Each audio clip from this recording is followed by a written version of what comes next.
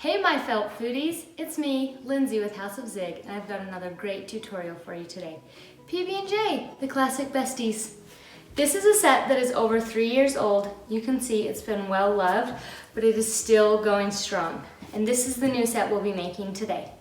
As usual, my favorite secret ingredients, cardboard and hot glue. Makes everything so strong and durable.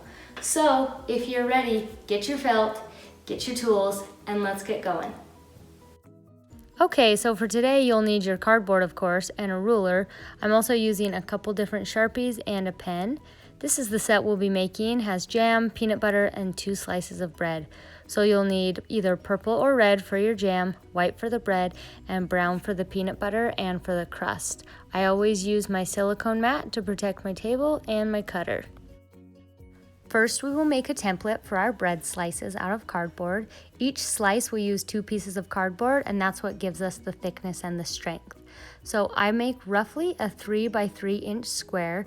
I will actually make the top a little bit wider, so the top might be around 3.5 inches. That's just because I want it to look like a natural piece of bread, that it rose all nice and beautiful. So just make a slight arc at the top and round out those corners a little bit, just like this.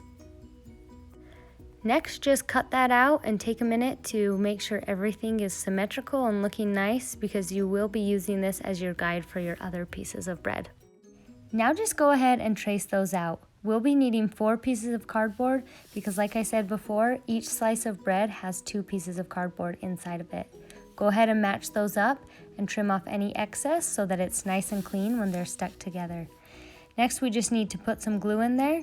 The glue actually does add a lot of strength to this, and so it's essential to fill it in the inside and not just the edges. Make sure the fuzzy patch from the price tag is facing inside your bread, and then all that's left is gluing these down. With these, you do want to get really close to the edge just so that everything has a nice good seal.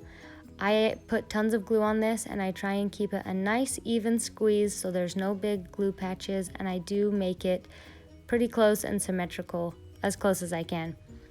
With both of these, always you want to smooth everything down. That's just my method. It makes it stick so good. Not only does the felt adhere better to the cardboard, but when the hot glue is cool, you won't be feeling any of those ridges or any of those bumps. So flip it over, glue both sides, give them a good smooth, and then cut them out. Double check both slices of bread to make sure that you got the glue right up to the edge. Then just cut them out. With this, we don't need any excess white felt hanging over the edges. That's where the crust will be going, so just get those nice and smooth. Now cut out a strip of brown felt for the crust. Just make sure to leave it a little bit wider than the thickness of the bread. It's not going to wrap around the entire piece of bread, and that's fine. We can patch that in. Make sure to put lots of glue on here. Those holes in the cardboard will actually suck in a lot of the glue. And you can see I use actually the edge of my glue gun, like the nozzle. I just smooth that around afterwards, and it puts the tiniest bit of glue on that white felt edge and just makes everything stick really good. So patching this up is really easy. Just start with one side and you just squeeze the pieces of felt together. You can't even see the seams on mine now that the kids have played with them. And then just trim off the other edge and glue it down as well. Now to trim the crust, just go ahead and run your scissors right along the edge of the bread. You don't need to leave anything hanging over. We don't need any excess. Then take your Sharpies, a little bit of speckles on top, make some whole grain seeds. Tasty! Now for your peanut butter, fold the felt in half and cut out a square roughly the same size as your slice of bread. Then take one of those pieces of felt and cut out a wobbly little piece of peanut butter.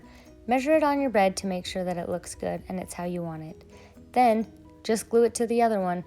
When I glue felt together, I like to do about half to 3/4 at a time.